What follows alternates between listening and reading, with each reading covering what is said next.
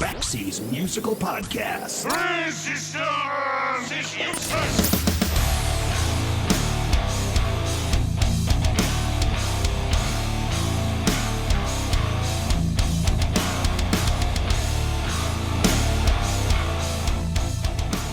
For a kid who grew up in Stockbridge, Massachusetts, Kenny Aronoff took a passion for music and pushed himself to go beyond what his natural abilities might have been at the time. And he fueled himself with hard work and persistence to become one of the most sought-after musicians in history. Kenny not only spent 16 years playing and touring with John Mellencamp, he's also played with Bob Dylan, John Fogerty, Hall & Oates, Paul McCartney, Mick Jagger, Brian Wilson, Bob Seger, Elton John, Meatloaf, Iggy Pop, B.B. King, Cinderella, Willie Nelson, Rod Stewart, Glenn Fry, Bonnie Raitt, the Smashing Pumpkins, Alice Cooper, Greg Allman, and literally hundreds and hundreds more. In 2017, he wrote the book Sex, Drums, and Rock and Roll, the hardest-hitting man in show business. He also speaks all over the country as a teacher and a mentor. He's a man who has reached the top of his profession with incredible energy and passion and a hell of a lot of hard work. And man, can that guy talk. This is my chat with the great Kenny Aronoff on Backseas Musical Podcast.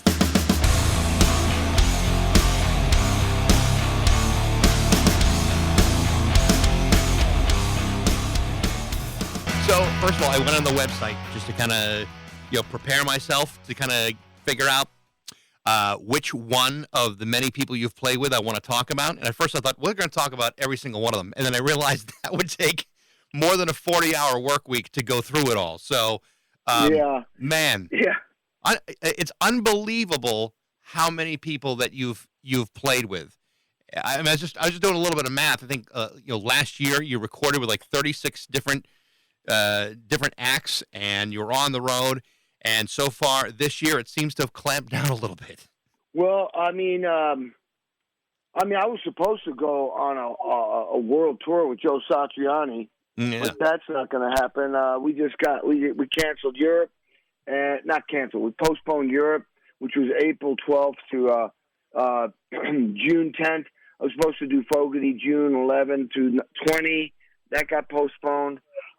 July, 2 weeks in USA with Fogerty. I'm not sure if that's going to happen. Yesterday, South America with Joe Satriani got postponed just because nobody wants to take a chance. And, because they were in the process of doing all the legwork, but they decided the most conservative thing would be to push it back. And so this is the longest I have not played with other musicians since I was 10 years old. But, I got sessions booked. I'm going to wait a little bit because I use an engineer in my studio, Uncommon Studios, L.A. Right. And even if I had an engineer, if I had to get these sessions done, for those who are listening, people send me files from all over the world, and I record drums on them. I would have the engineer stay in the control room. I'd stay in the drum room, and we wouldn't, we would keep social distancing, and that would be it. And but for right now, I'm just going to take these 2 weeks because it's supposed to be the peak. But, I've got another book I wrote a year and a half ago, and I'm going to reassess that because I have a speaking business. I do corporate speaking, focusing on leadership and communication skills and realizing your purpose in life and innovation, creativity. For those who are listening, it's a whole show with videos and pictures, and I perform, but it's not a casual thing. I've got it mapped out and scripted, and I've been working on it for 5 years.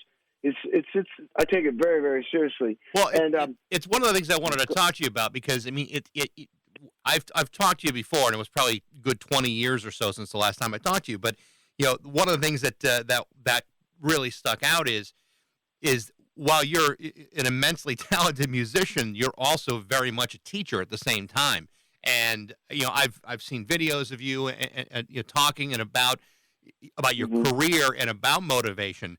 And I find it really interesting that for a guy that started off in Western Massachusetts and you moved on from one school to another, UMass for a while, and then moving on.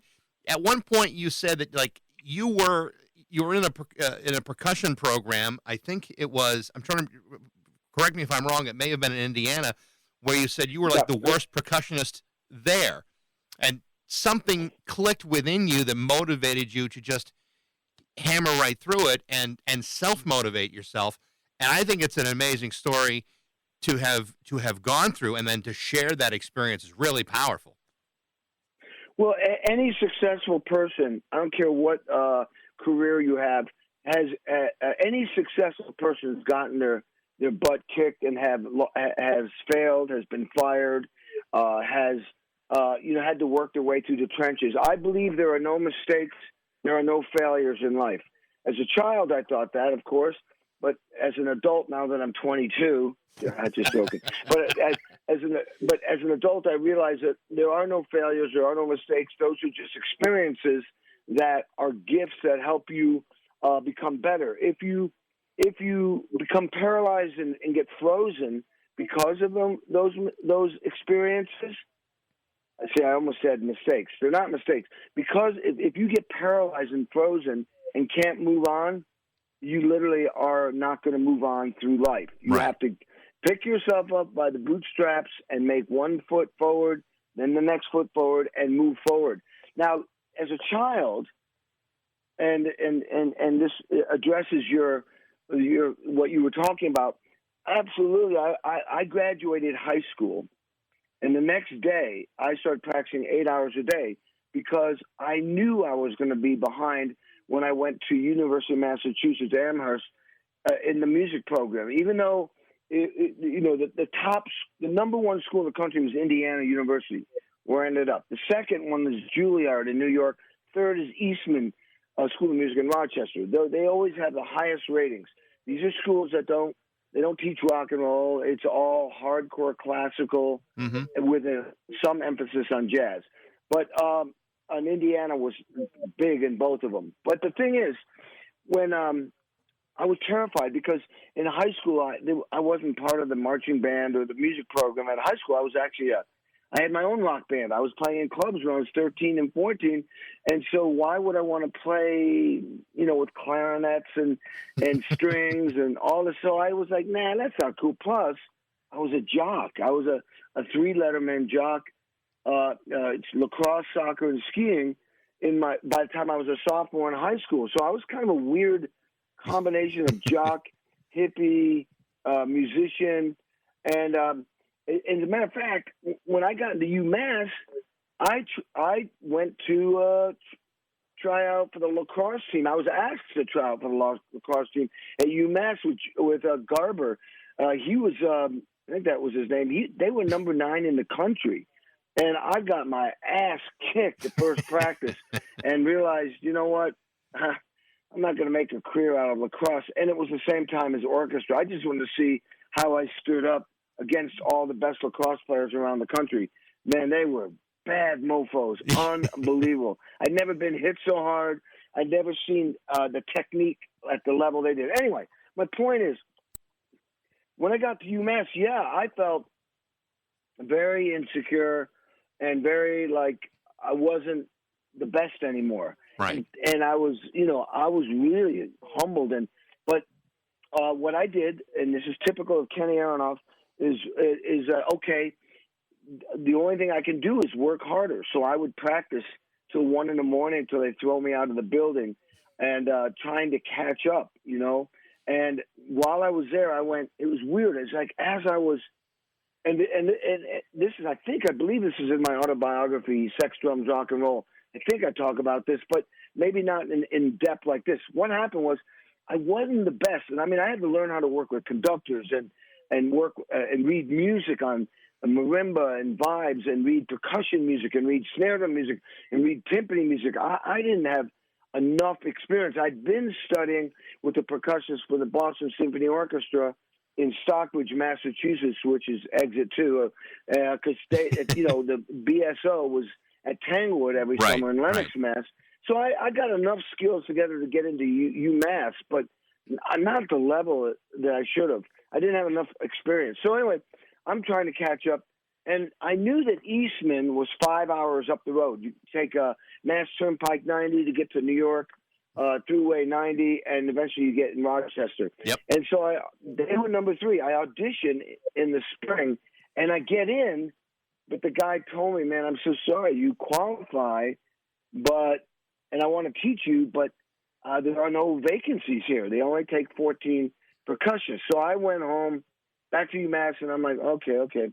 And there was a girl there, a junior cellist in the orchestra, and we were talking. I had a big crush on her, and she said she was going to go to this Aspen School of Music. And I went, what's Aspen? She says, it's an elite program where you have to audition. It's run by Juilliard. So I'm like, Juilliard? Well, that's the number 2 school in the country. Maybe I'll try to get in, and I'll have a summer with her, which I have the hots for her. Right. But I'll also, maybe I'll transfer to Juilliard. So I auditioned on multiple percussion. I made a tape. I picked some, my pieces were, average because I just wasn't, I had not developed my skills yet. I was trying to, get better. So I did a multiple percussion piece. I did a snare drum piece, timpani piece, and a marimba piece. And I sent it in. I didn't hear from anybody. So I figured my summer, I'll drive back home to Stockbridge, and I have a cool Allman Brother type band, and I'll take lessons from the percussionists from the Boston Symphony Orchestra. And the last day of school, I got my dad's car. I got, ready to go home, and I start driving out of UMass. And I went, wait a minute, I forgot my mail. I got to go check my mail. I go get my mail. It looks like there's a check for me. I went, wow, who owes me money? I open it up. I'm accepted to Aspen. And I mean, I'm telling you guys, this is like 2 weeks before the program starts. So I'm thinking I must have been an alternate. Somebody canceled. Well, anyway, long and short of it, I go there. I am seriously by far the worst percussionist there. These guys that were there had been studying, timpani and mallets and orchestral music since they were like teenagers or even in their diapers. I don't know. Right. These guys were like amazing. And I'm playing scales. I'm kind of a beginner. And I got like crushed by conductors. I'll never forget. I made a mistake coming in. It was like a Tchaikovsky symphony, and like the strings are playing, and all of a sudden he wrote the music. So like, all this drama, the strings are going, and then they stop in a big hole with a cymbal crash. And I completely missed it because I was counting like 300 measures. And stupidly, what I should have done is just learned the music, know the 8 measures before I come in and just come in. But I was so new at reading music that I was doing it by the book, and I blew it. And that conductor screamed at me and threw his baton at me. And the whole orchestra, they turn around, they're all looking at me, and they're kind of laughing. And it was the most humiliating, embarrassing. Now, it may not sound that bad, but when you're 19 years old, and you're trying to do the best you can, and all your peers are laughing at you, or you think they're laughing at you, I was devastated. And that was a moment where somebody could say, the hell with this, I'm done, I don't belong here. Not me. What I did, the Kenny Aronoff method, was attack. I would do every day. The bus would go from the Aspen. It would drive like out. It was basically trying to drive around a mountain to get us into the camp where the orchestra was. And so it was like 2 sides of a triangle. Well, the bigger side, I would put my music bag on the bus and I'd run over the mountain like a Marine, trying to get my attitude in place, like to prove to myself that I was worthy, that I was a tough mofo. And it was a rough summer. But the teacher that taught there was brilliant. He was spiritual, wise, really knowledgeable guy.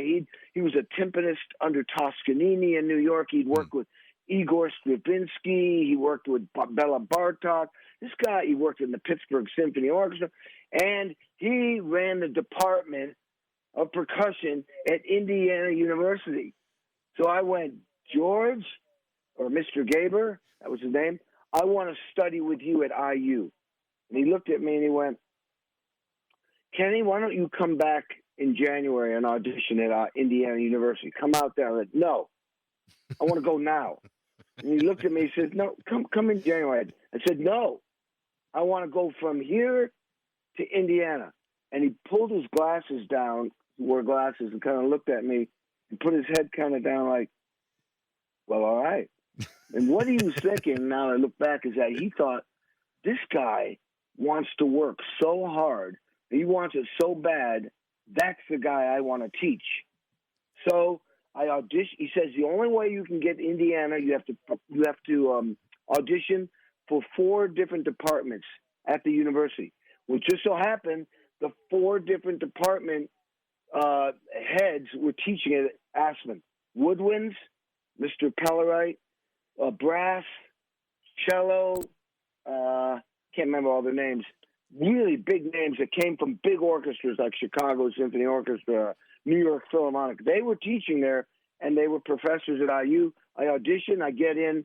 I spend 4 years at the biggest music school in the country and the #1 school. And yes, I was at the bottom, but by the time I graduated, I was at the top. By second semester junior, I was in the #1 orchestra playing timpani. There were 5 orchestras there.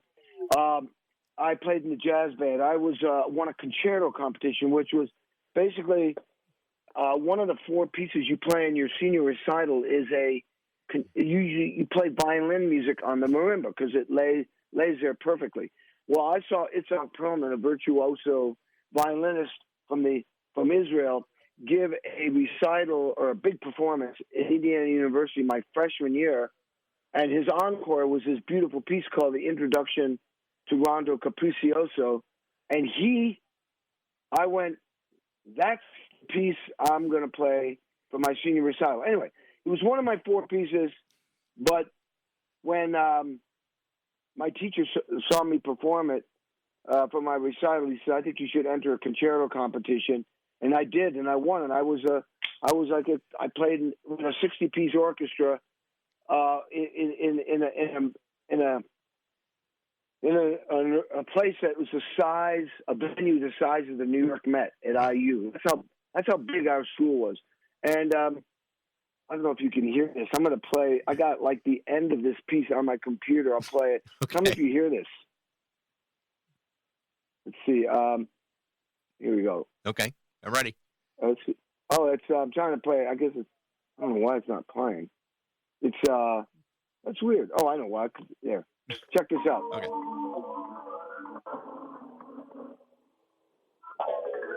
You hear that? I can, yeah. You know,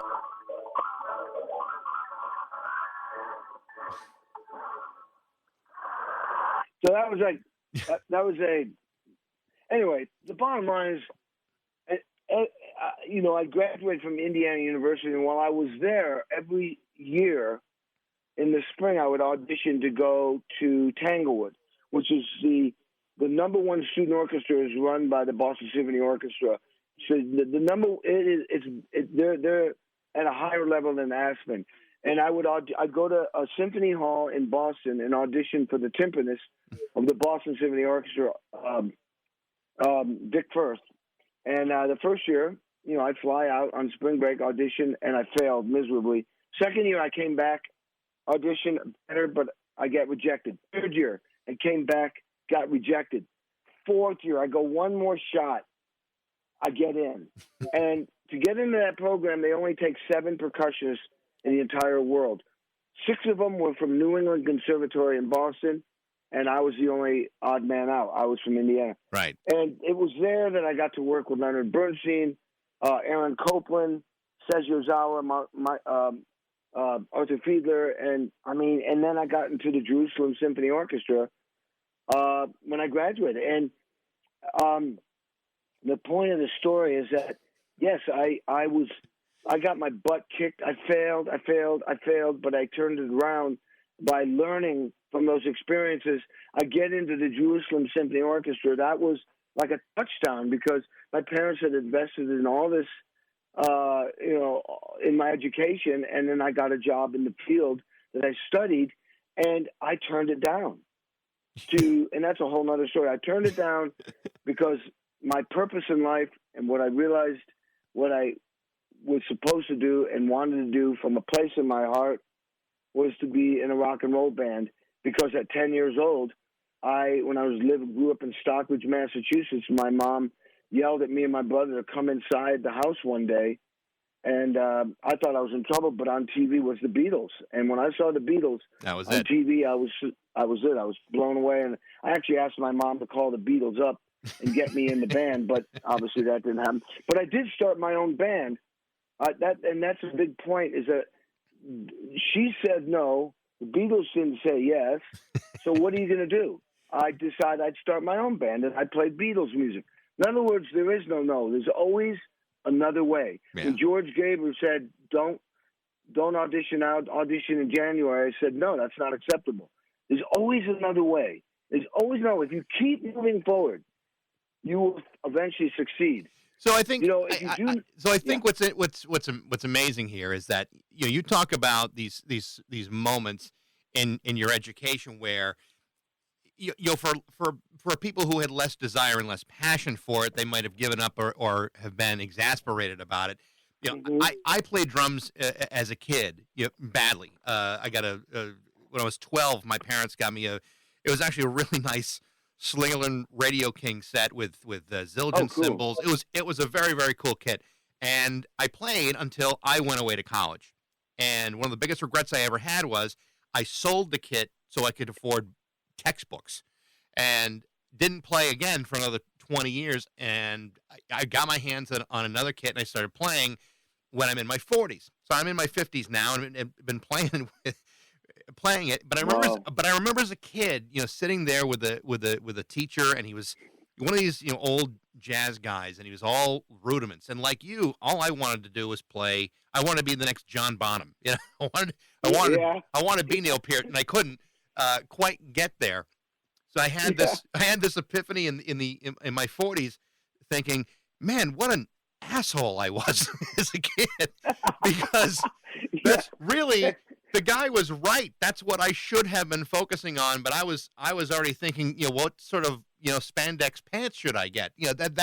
I was thinking beyond the curve and not thinking about what it was going to take to get to be an okay drummer, to get to be a great drummer. And it really is about passion and hard work, more so than talent, because you can learn those things, but it really has to be something within you that drives you to that next level. Well, you're right, and it's all of those things, because the passion, and that's a place in your heart. The passion is the gasoline. That's the fuel that will push you to work hard, because you want it so bad. And you're right. You don't have if a super or a more talented drummer or musician than you is lazy and is not working at it, eventually you will surpass that person, because first of all, the people around you will be observing your passion, and they're going to want you in their band. They're going to want you in their organization. They're going to want you on their team, because you are a motivator. You're a good vibe. Yeah. The ripple effect of your passion will inspire them. And so that's so just because you're the most talented. So I remember drummers, as I was coming up, going, God, man, Kenny's not that good. I mean, I've seen people slice and dice me on the internet where they're not that often, but they'll be going like, I don't get it. Why is this guy so good? And the whole point is they don't get it. Yeah, I'm not the fastest drummer. I'm not the most talented drummer. There is no number one. I mean, if I had to pick one rock guy, I'd say John Bonham, obviously, because his body of work is unbelievable, or Neil Peart, or there's so many. The point is that it's a combination of a lot of things. And why did this producer said it in my autobiography, Don Was, I hire Kenny because he motivates the room. Bingo. That's it. He motivates the other musicians. He motivates the engineer. He motivates the producer. Don, he hires me because I motivate him. I motivate the artist. I saw it. Why wouldn't? I saw an interview where you talked just about exactly that. You're playing with John Fogerty, and John Fogerty is the kind of guy that he's got such an amazing career and a wonderful songwriter, but when he feels if he needs the push, he'll go to you and say, push me harder. So he understands that what you're doing is you're not just playing drums. You're basically putting your heart right out there whether it's the studio or the stage, and you're motivating him to be a better musician. Yeah, and that's why he wants me there. Yeah. Absolutely. And when I'm not, he's screaming because he needs to have me there. He needs me to push him. He depends on me. I mean, it was the same with Mellencamp. It was the same with Seeger. It was the same with Smashing Pumpkins. The same when I subbed for, Styx and Goo Goo Dolls. It was the same with Chickenfoot. Melissa Etheridge, Joe Cocker. The band depends on Kenny to show up and motivate them and excite them.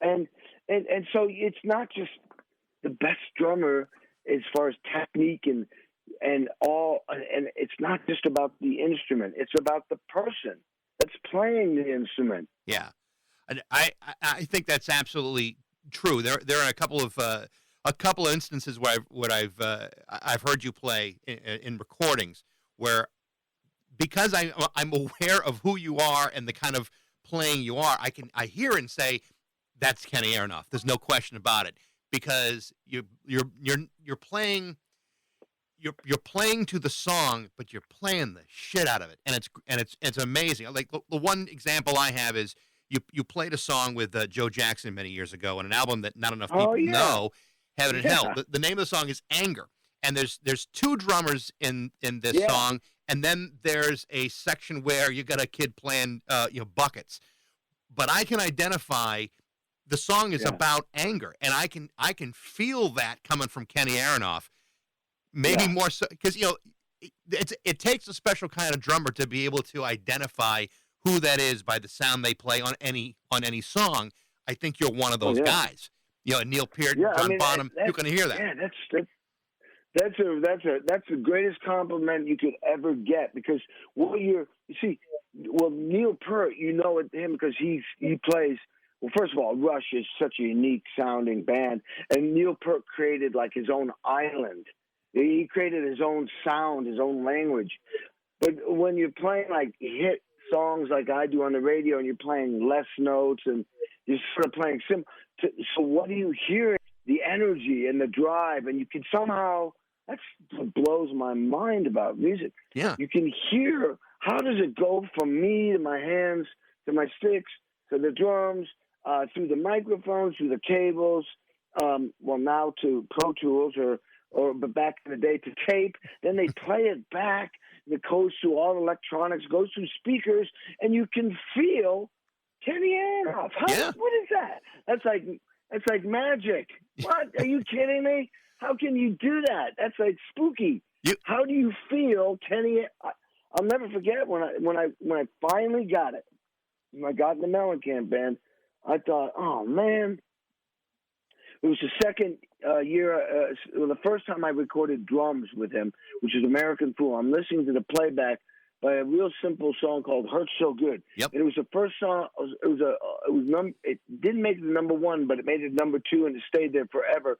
And then till Jack and Diane came up, and both songs were in the top 10. Back in the day, there weren't that many charts. If you were in the top 10 back then, everybody in the planet knew your songs, because it was on every radio station, on MTV. You couldn't get away with it. Now they got 8 billion, chart positions. You could be number one and only 50 people heard your song. But back then, no. And so I remember listening to the playback, and I'm going, God, man, Bonham gets all the cool parts. Stuart Copeland from The Police, Jeff Porcaro from Toto, Neil Peart. I'm stuck playing boom, bam, boom, bam, boom, boom, bam. And then all of a sudden I heard it played back, and the drums were real loud. I went, wow. Yeah. I get it now, man. I can feel energy. But you also had a real defining moment in those songs, especially Jack and Diane. It's essentially a ballad.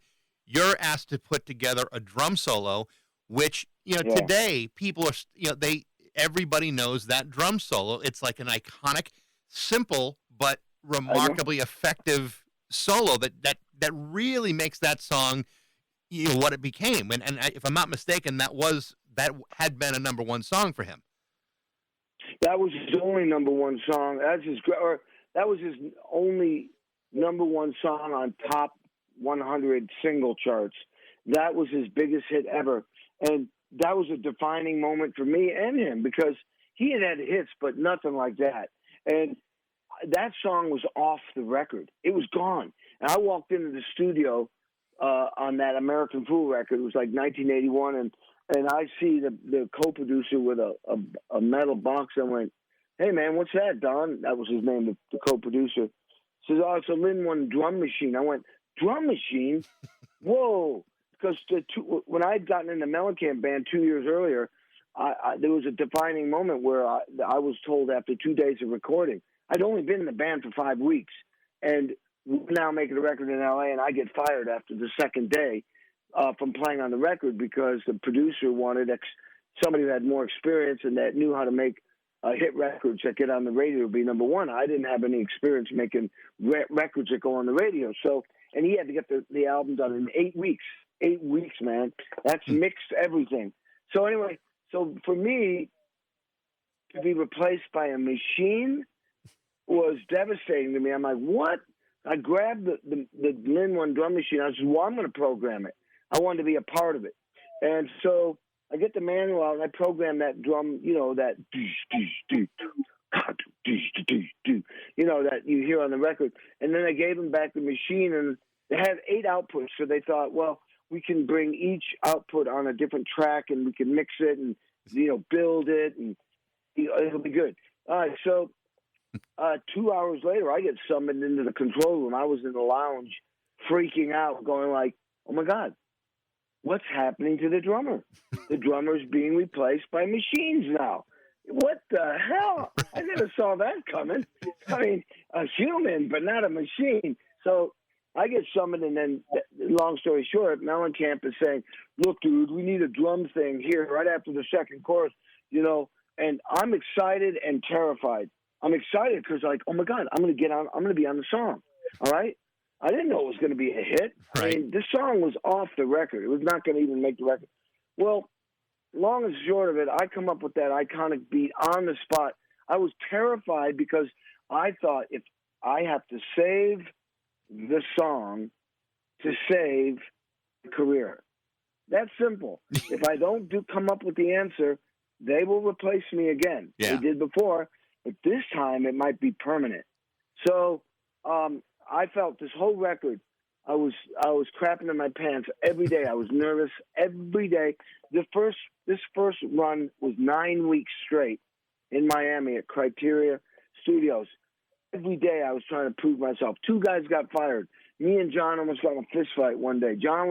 I didn't know that John, he was in a crap mood every day. He'd almost died in a motorcycle accident, which I saw right in front of me in Indiana before we went out there. Mm-hmm. He went flying off his bike. No, what happened was a dog jumped out in the dark. We were sun had just gone down, it was dusk. Dog jumped out in front of him. We couldn't even see him. It was pretty much dark at that point.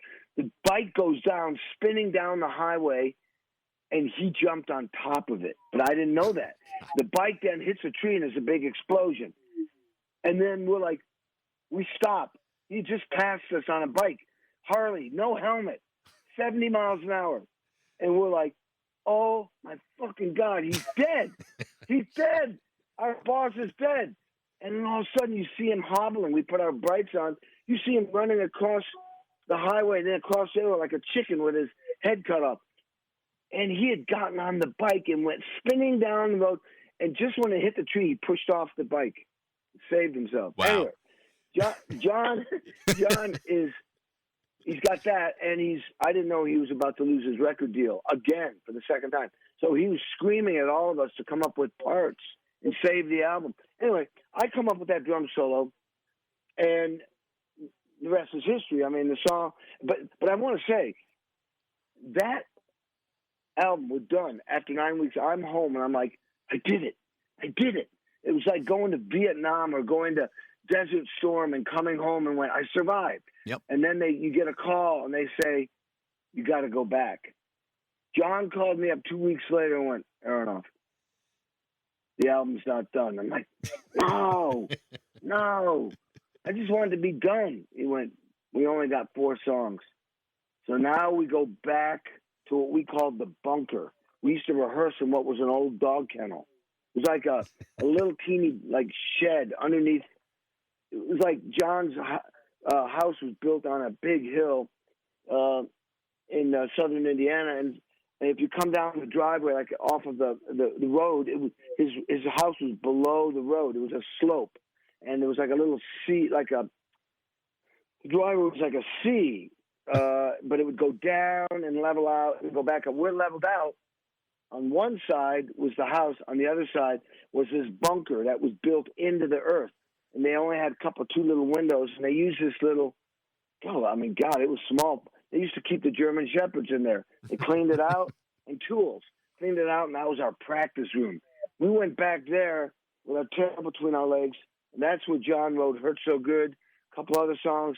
Went back into the studio 5 months later and finished the record. And then the rest is history. That album got 2 Grammys and had, Hurt So Good and Jack and Diane were number 1 and number 2 hits, top 10, and bam, we were off to the races. And my career was launched. You played with him for years, and the most successful part of his career, you were involved in that band. But after that experience kind of moves on, you start getting job after job after job. So that experience with him launched something pretty remarkable. Like I said at the beginning of this, if you go on your website and you look at all the artists that you've played with, from Brian Wilson to Paul McCartney to Dylan to Bon Jovi to Meatloaf, it's like you've played with virtually the entire Rock and Roll Hall of Fame, and it's almost to the point where you're either at Hal Blaine status or it's become illegal to record without Kenny Aronoff. That's cool. Well, when I came out with my book, I had to do some research because they like to market a book with stats, and the best I could come up with is I'm on over 300 million records sold, not individuals, but sold. Well, individual records, but not in 300 million records sold, because 3 of them were over 40 million in sales. 2 Celine Dion records and the Meatloaf Bad Out of Hell 2 with I'll Do Anything to Love, But I Won't Do That. Anyway, my point is, or here's the story. So back with Mellencamp, which I did 17 years with, and by the way, after I came up with the Jack and Diane part, every time he wrote a song, he'd play it on acoustic guitar twice, and then he'd look at me and go, "What do you got?" And I thought, God damn. But now, as I look back, of course, he wanted me to give him another part like Jack and Diane. Yeah. Give me something. But he trusted you for that. And he trusted you with that. Well, yeah. I mean, I'd come up, the simplest thing, I could name a million songs and say, oh, yeah, what I did is I did this, and then the bass player changed his part, and then he did that. And then I did, anyway, that was my job. And what happened was, so the way it worked with Mellencamp back in the day, we'd be on a 2-year cycle. You rehearse and learn songs, go in the studio. John would write them, we'd arrange them. We'd go in the studio, record them, and then you do promotion, and that would take about a year. Then you go on tour for a year, take a month off, and start again. We did record after record. After 8 years, we went from playing small, 2,000 seaters to 20,000 seaters, sold out with no opening act. All just us, hits. We're on private jets. We're staying at the Ritz-Carltons, 5-star hotels. We are rock stars. At the end of the Lonesome Jubilee record, the last show in Milwaukee, John comes up to me and basically says, gives me a bonus check back in the day when they gave bonus checks. He goes, listen, don't spend this in one place. I quit. I'm quitting the music industry for 3 years. I was in shock. Now, he didn't do that, but I believed he was going to do that because he was very convincing the way he said it. And all I know is I just gotten divorced. I had child support. I had car payments. I had a mortgage. I had utilities. I had a new house.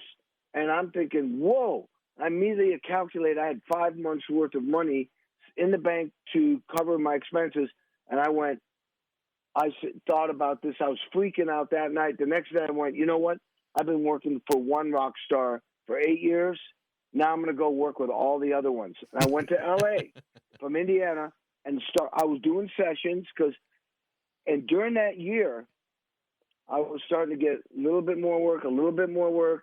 People, because just because you're in a rock and roll band and you're on the radio doesn't mean you're a good session player. Right. Two different worlds. So what happened was, I didn't know it, but I was really good. I was a great session player. I could read, I could write, I could follow clicks. I had a lot of equipment. I was into it. I was a pleaser. I played every style of music. I was the right guy for it. So what happened was, Don Was, his producer, hires me to do Iggy Pop. He wins two or three Grammys. Next thing you know, he's getting calls to do Elton John. I play with Elton John. I play with Bob Seger. Eventually go on tour with Seger. I go play, and then Bon Jovi. Then this person, that Willie Nelson. And then TV shows. My studio career launched. I get back with Mellencamp eventually, but now I've got two careers going. I'm part of a band, which I love being part of an iconic band, but I also love being a session drummer. And I started building up this reputation in L.A. and New York, of course in Indiana.